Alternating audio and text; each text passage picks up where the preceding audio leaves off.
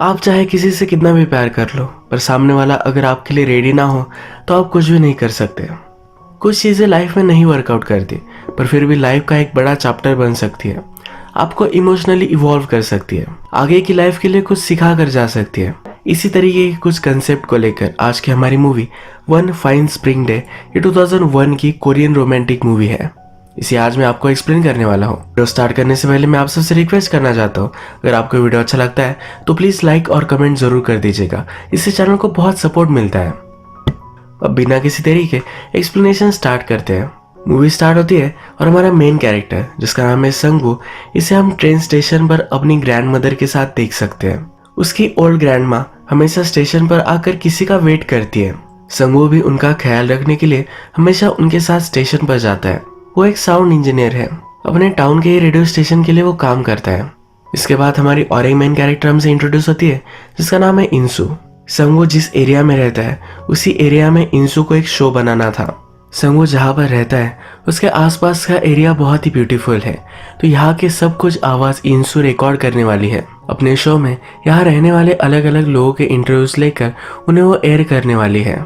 इंसू train से संगू के गाँव में आती है तो संगू उसे पिकअप करता है। फिर बाम्बूस के फॉरेस्ट में जाते हैं, वहाँ के साउंड रिकॉर्ड करते हैं। इसी फॉरेस्ट में 52 ईयर्स से रहने वाली एक लेडी थी जिसकी वो इंटरव्यू लेती है। ये लेडी कहती है कि जब ये बाम्बूस एक दूसरे से टकराते हैं ये साउंड क्रिएट करते हैं।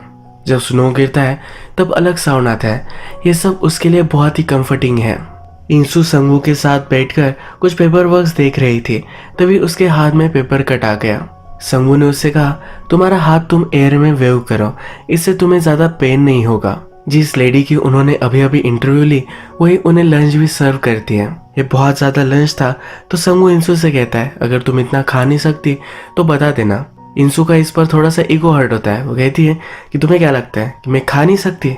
बाद में उसे रियलाइज होता है कि वो सचमुच में नहीं खा सकती, तो थोड़ा सा संगू को दे देती है। ये एक स्वीट फ्रेंडशिप की शुरुआत है। इसके बाद ये रिवर के पास आते हैं और वहाँ के पानी का साउंड रिकॉर्ड करते हैं। रात में जब ये स्टूडियो जा रहे थे तो रेडियो पर इंसू का ही शो लगा। संगू जब ये सुनता है तो इसे शो बहुत ही पसंद आता है। इंसू का अपने शो में एक अलग पर्सोना है, तो अपना ही शो सुनकर ये थोड़ी सी एम्बैरेस्ड है। संगू इस शो को थरोली एंजॉय करता है। ये फिर स्टूडियो में आकर इन्होंने जो साउंड रिकॉर्ड किए थे उनकी मदद से एक शो बनाते हैं। ये इतनी देर रात तक काम कर रहे हैं तो इंसू संगू से पूछती है, क्या तुम्हारी कोई फैमिली नहीं है जो तुम्हारे लिए वरी करती हो। संगू अपनी फैमिली के बारे में उसे कहता है। वो इंसू से पूछता है, क्या तुम्हारी कोई फैमिली नहीं है। इंसू अकेली है, वो चाहती है कि उसका कोई ख्याल रखे। संगू कहता है, तुम शादी क्यों नहीं कर लेती।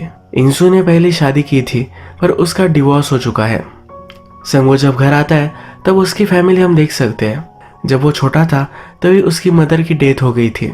वो अपने फादर, अपनी एंट और अपनी ग्रैंड मदर के साथ रहता है। जब वो घर आया तो उसके फादर उसकी ग्रैंड मदर के लिए गाना गा रहे थे।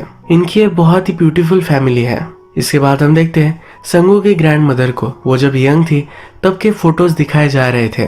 ग्रैंड मदर ने जब ग्रैंड फादर का फोटो देखा तो उसे झटक दिया। अगले सीन में हमें पता चलता है कि उसने ऐसा क्यों किया था। एक्चुअल में ग्रैंड फादर ने ग्रैंड मदर पर चीट किया था, इसलिए वो नाराज है। इस सब सिचुएशन का उसे स्ट्रेस भी हो गया, इसी वजह से उसे अल्जाइमर भी है। ये सब सिचुएशन जब संगू अपनी एंड से बात कर रहा था तब हमें पता चलती है। संगू की एंड उसे कहती है, जब तक तुम्हारी ग्रैंड मदर जिंदा है तब तक तुम्हें शादी कर लेनी चाहिए। इंसू का काम खत्म हो चुका था तो टाउन से चली गई थी। वो अगले मंडे फिर से आने वाली है तो संगू को कॉल कर कर बताती है। फोन पर संगू बारिश की आवाज सुन सकता है। उसके यहाँ बारिश नहीं गिर रही थी। आधी रात में उसके यहाँ भी बारिश चालू हो गई। इंसू की कंपनी उसे अच्छी लगती है। जब वो अब आने वाली है तो उसे बहुत अच्छा लगता है। इंसू के आ जाने के बाद वो उसे टेम्पल ले जाता है। वहाँ पर वो प्रे करते हैं। बाहर आने के बाद संगू उससे कहता है कि आज रिकॉर्डिंग के लिए अच्छा डे नहीं है, वो डे ऑफ लेने वाले हैं। रात में जब टेम्पल के बाहर स्नो गिरता है तो इस स्नो की रिकॉर्डिंग वो स्टार्ट कर देते हैं। इस स्नो में एक दूसरे के साथ होना, एक दूसरे की कंपनी में होना, इन दोनों को अच्छा लगता है। काम खत्म हो जाने के बाद संगू खुद इंसू को घर छोड़ने के लिए आता है। जाते वक्त इंसू फिर संगू को डिनर के लिए इनवाइट करती है। उसके घर में बहुत सारी मेस थी तो संगू को बाहर रख कर ही ये सब साफ करती है। ये जब घर में हैंग आउट कर रहे थे तो संगू बहुत सारी दारू की बॉटल्स घर में देखता है तो इंसू से पूछता है, तुम्हें कौन सा ब्रांड पसंद है। इंसू को इसके बारे में बात करना अच्छा नहीं लगता। इस सीन से हम जान सकते हैं कि उसके लिए ये एक प्रॉब्लम है। जैसे कि हमें पता है कि उसका डिवोर्स हो चुका है, तो शायद अभी भी इस डिवोर्स को ही वो कोप कर रही है। इंसू सही से खाना भी नहीं बना सकती, तो ये दोनों पैकिंग का ही खाना खाते हैं। वो संगू से कहती है, अगर तुम आज रात यही सोना चाहो तो तुम सो सकते हो। संगू बेड पर सोता है और इंसू नीचे। सुबह होने के बाद संगू उसके पास आता है। उसकी हेयर्स की फ्लिक को उसके ईयर के पीछे टक करता है। ये दोनों फिर एक दूसरे को किस करने लग जाते हैं, पर इंसू कहती है, हमें एक दूसरे को पहले जान लेना चाहिए। संगू जब घर जा रहा था तो इंसू की विंडो से दिख नहीं रही थी। भागते भागते उसकी विंडो की व्यू में वो आता है। उससे पहले वेव कर कर फिर वो घर जाता है। अब हम देख सकते हैं कि एक दूसरे के साथ टाइम स्पेंड करने लग गए हैं। अपने वर्क प्लेस यानी कि रेडियो स्टेशन पर कॉल कर कर उन्हें बताते हैं कि बहुत सारी बारिश आ रही है, इसलिए दोनों यहाँ नहीं आ सकते। इन्होंने जो साउंड रिकॉर्ड किए थे ये उन्होंने प्ले किया था। अब जब संगू एक रिलेशनशिप में है तो खुश रहने लग जाता है। उसका काम भी अच्छे से करता है, तो उसके फ्रेंड्स सब ये नोटिस करते हैं। एक रात अपने फ्रेंड्स के साथ वो बाहर आया हुआ था, पर वो इंसू को बहुत मिस कर रहा था। उसने उसे कॉल लगाया तो इंसू ने भी कहा कि वो भी उसे मिस कर रही है। तो उसके बाद क्या, वो डायरेक्टली टैक्सी में बैठ गया और इंसू को मिलने जाने वाला था। टैक्सी वाले को इंसू की सिटी के बारे में उसने बताया तो टैक्सी वाला उस पर हंसने लग गया। इतना दूर संगू उसे जाने के लिए कह रहा है तो उसे वो जोक लगा। संगू उसे कहता है कि उसे अभी अभी प्यार हुआ है, वो सचमुच में वहां जाना चाहता है। टैक्सी वाला ब्रो भी बहुत ही कूल है। वो संगू को इंसू के पास आकर छोड़ देता है। इंसू भी अपनी बिल्डिंग के बाहर ही खड़ी थी। जब उसने संगू को देखा तो भागते भागते उसके पास आए और उसे गले लगा लिया। अब हम देखते हैं कि सिटी में अलग अलग प्लेसेस घूमते हैं। इंसू को गाड़ी चलाना नहीं आता तो संगू उसे टीच करता है। एक जगह पर ये दोनों रुके हुए थे। वहां माउंटेन पर एक हस्बैंड और वाइफ, इन दोनों की ग्रेव थी। इंसू संगू से कहती है, क्यों ना हम दोनों की भी एक दूसरे के साथ ही ग्रेव हो। संगू डेथ के यानी कि एक दूसरे से दूर हो जाने के ख्याल भी नहीं लाना चाहता। ये दोनों फिर से एक प्लेस पर आए जहाँ पर नदी का साउंड रिकॉर्ड कर रहे थे। इंसू जरा आगे चली और वो कुछ गाना गुनगुना रही थी। संगू देखकर अपने माइक की डायरेक्शन चेंज कर कर उसका गाना रिकॉर्ड करता है। ये डे बहुत ही ब्यूटीफुल था। अब नेक्स्ट सीन में हम देखते हैं कि संगू के घर पर एक लेडी आती है। जैसे हमें पता है, मरने से पहले ग्रैंडफादर ने ग्रैंडमदर पर चीट किया था। जिसके साथ उन्होंने चीट किया था ये वही लेडी है। ये लेडी ग्रैंडमदर से मिलना चाहती है, उसे सॉरी कहना चाहती है, पर ग्रैंडमदर इससे नहीं मिलती है। संगू को अपनी ग्रैंडमदर के लिए बहुत बुरा लगता है।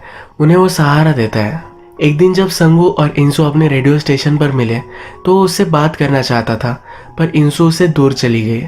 उसके फ्रेंड्स आसपास थे तो संगू के साथ वो रिलेशनशिप में है ये वो दिखाना नहीं चाहती थी। घर पर संगू इंसू से पूछता है, तुमने ऐसा क्यों किया।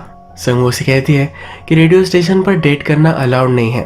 अगर हमने सबको बता दिया तो हम दोनों की जॉब जा सकती है। नेक्स्ट सीन में हम देखते हैं इंसू के शो पर एक नया गेस्ट आया हुआ था। ये एक म्यूजिक क्रिटिक है। ये इंसू के साथ फ्लर्ट करने लग गया। इंसू भी इस पर स्माइल करती है। एक दिन संगू के फादर घर पर आए तो ग्रैंडमदर आसपास कहीं भी नहीं थी। ये सब उन्हें ढूंढने लग गए। रात में उन्हें ग्रैंडमा पुलिस स्टेशन में मिली। जब फादर और संगू ड्रिंक कर रहे थे तो संगू की गर्लफ्रेंड के बारे में फादर को पता चला। वो इंसू से अब मिलना चाहते थे।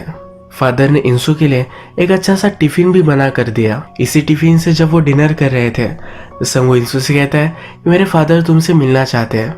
इंसू ये सुनकर जरा नर्वस हो जाती है। वो कहती है, मुझे सही से खाना पकाना भी नहीं आता। संगू कहता है, तो क्या हुआ, मैं तुम्हारे लिए खाना बनाया करूंगा। इसके बाद हम देखते हैं कि इंसू संगू से जरा डिस्टेंट होने लग चुकी है। जो इंटरव्यू गेस्ट उससे फ्लर्ट कर रहा था उसे भी वो मिलने लग चुकी है। एक रात उसके साथ वो बहुत ही ड्रंक होके और वैसे ही घर पर आई। संगू उसके लिए घर पर शाम से वेट कर रहा था। इंसू के घर आने के बाद उसने पूछा कि क्या हुआ, तुमने इतनी पी क्यों है। उसे पता था कि कुछ ना कुछ तो गड़बड़ है, पर इंसू ने उसे कुछ भी नहीं बताया। इंसू का अभी अभी एक डिवोर्स हुआ है। संगू उसे बहुत ही प्यार करने लग गया है और उसकी रिलेशनशिप को जरा सीरियस मोड में ले जाना चाहता है। इस सब से वो डर चुकी है, इसलिए उससे वो डिस्टेंट रह रही है। सुबह होने पर संगू उसके लिए खाना बनाता है, पर इसमें भी वो इंटरेस्टेड नहीं होती। एक इंटरव्यू लेकर एक घर आ रहे थे तो इंसू संगू से कहती है कि हमारा जो प्रोजेक्ट था वो अब नियरली फिनिश्ड हो चुका है, तो इस प्रोजेक्ट के बाद तुम क्या करोगे। संगू समझ गया कि उसे अब कटाना चाहती है। गाड़ी से उतरकर इंसू ने संगू से कहा कि मेरे लिए कुछ बना दो। संगू ने उसे कहा कि मैं तुम्हारा कोई नौकर नहीं हूँ, मुझे कुछ काम है, और वो करने के लिए वहां से चला गया। रात में जब वो फिर से घर पर आया तो इंसु ने उसका सब सामान पैक कर कर रखा हुआ था। वो सो रही है ऐसा प्रिटेंड कर रही थी। संगू उसके पास गया, उससे बात करना चाहता था पर उसने कुछ रिस्पॉन्स नहीं दिया। इसके बाद अपनी बैग्स लेकर वहां से वो चला जाता है। संगू का दिल टूट चुका है तो सैड से गाने गाता है। बेख्याली में भी तेरा ही ख्याल आए, क्यों बिछड़ना है जरूर ये सवाल आए। संगू को लगा कि उसकी रिलेशनशिप अब पूरी तरीके से टूट चुकी है, पर इंसु का एक दिन उसे फिर से कॉल आया। वो उसे इग्नोर कर रहा था पर इंसु उसके स्टूडियो के बाहर ही थी। वो संगू से पूछती है, क्या तुम अभी भी मुझसे नाराज हो? क्या तुम हैप्पी नहीं हो कि मैं तुमसे मिलने के लिए आई? संगू उसे इग्नोर कर कर काम करने के लिए जाने वाला था पर उसका हाथ पकड़कर उसे वहां से वो बाहर निकाल लेती है। ये दोनों फिर डे स्पेंड करते हैं और एक दूसरे के साथ इंटीमेट हो जाते हैं। अब बेड पर ही इंसु संगू से कहती है, हमें एक मन का ब्रेक लेना चाहिए। इसके बाद संगू का किसी भी चीज में मन नहीं लगता। अपने फादर के साथ वो हमेशा ड्रिंक करता था पर इस बार वो नहीं करता। उसके फादर उसे कहते हैं कि सिर्फ डटे रहो, सब कुछ अच्छा होगा।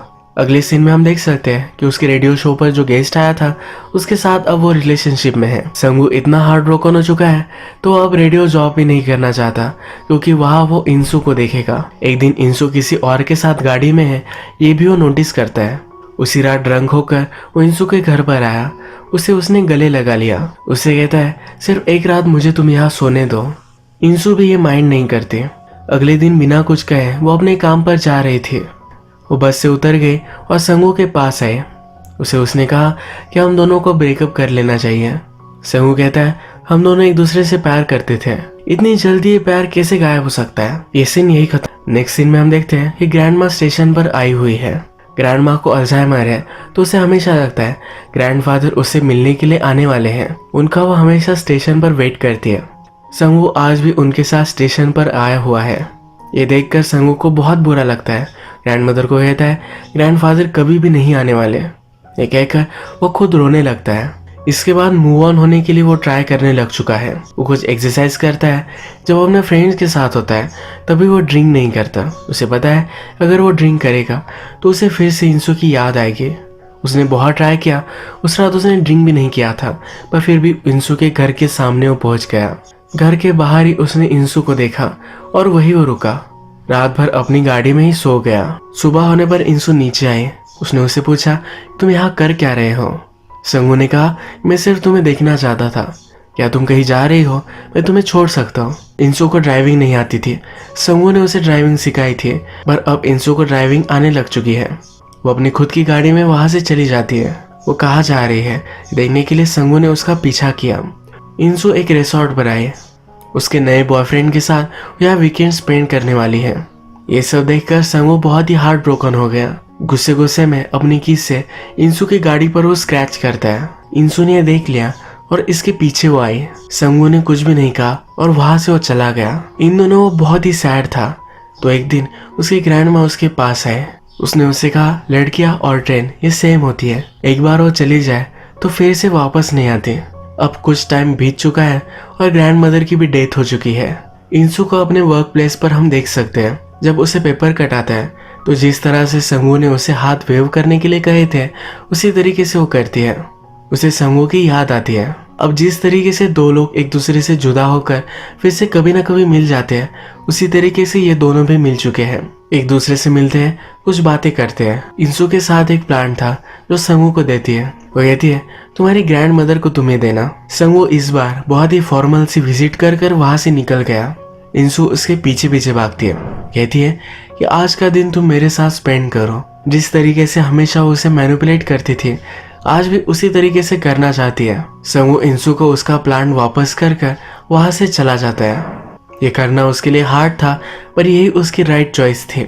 उसने इंसु को रोते हुए पीछे मुड़कर देखा पर फिर भी उसे रोका नहीं। काम करते वक्त एक बार उसने इंसु का गाना रिकॉर्ड किया था, इसे वो आज भी सुनता है। इंसु अभी भी उसकी लाइफ का पार्ट है पर उसकी पूरी लाइफ नहीं। वो अब सही तरीके से मूव ऑन कर चुका है। उसने इंसु से प्यार तो 100% किया था। इंसु को भुला चुका है पर फिर भी मेमोरीज उसे हैप्पी बनाती है। इसी तरीके से हमारी इनकम्प्लीट लव स्टोरी एंड हो जाती है। अगर हम इस पर सोचें तो ये स्टोरी इनकम्प्लीट नहीं है। इंसु पहले बहुत ही एक सीरियस रिलेशनशिप में थी। डिवोर्स हो जाने के बाद वो हर्ट हो रही थी। जब वो संगू से मिली तो कुछ फील करने के लिए उसका यूज उसने किया। इंसु का सचमुच में उससे प्यार हो गया था। बहुत ही गलत थी, उसे मैनिपुलेट कर रही थी। बाद में ये सब इंसु को पता चला। इंसु के साथ बुरा हुआ, पर इससे वो ग्रो हो चुका है। वो वर्कआउट करने लग गया। उसने अपनी शराब की आदत छोड़ दी। मूवी के लास्ट सीन में भी हम देख सकते हैं कि अपने काम में उसे मजा आने लग गया है। ये ब्रेकअप उसकी इमोशनल ग्रोथ के लिए बहुत ही इंपॉर्टेंट था। ये मूवी मेरे लिए तो बहुत ही परफेक्ट थी। आपको इस मूवी के बारे में क्या लगता है ये आप कमेंट में बताइएगा। अगर आपको वीडियो अच्छा लगा तो प्लीज़ इस वीडियो को लाइक कर दीजिए। मैं बहुत सारी मूवीज़ लेकर आते रहता हूँ, तो प्लीज़ इस चैनल को सब्सक्राइब कर दीजिए और बेल नोटिफिकेशन को दबाना मत भूलिएगा। ये ज़रा फास्ट हो गया। हम फिर से मिलेंगे और एक नई मूवी के साथ। तब तक के लिए थैंक यू और आप अपने आप का ख्याल रखिए।